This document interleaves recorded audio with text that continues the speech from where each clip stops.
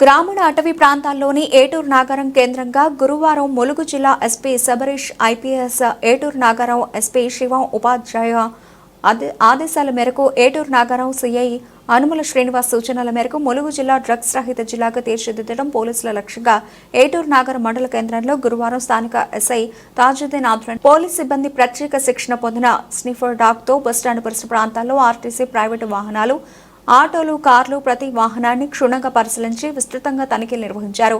ఈ సందర్భంగా ఎస్ఐ తాజుద్దీన్ మాట్లాడుతూ ప్రత్యేక శిక్షణ పొందిన స్నిఫర్ డాగ్ హత్యలు దోపిడీల చిక్కుముళ్లను విప్పడానికి గంజాయి డ్రగ్స్ ను పేలుడు పదార్థాలను పసిగట్టి పట్టించడం జరుగుతోందన్నారు. ఇవి మామూలు డాగ్స్ కాదు, పోలీసుల అవసరాలకు తగ్గట్టు వీటిని ఉపయోగించడం జరుగుతుందన్నారు.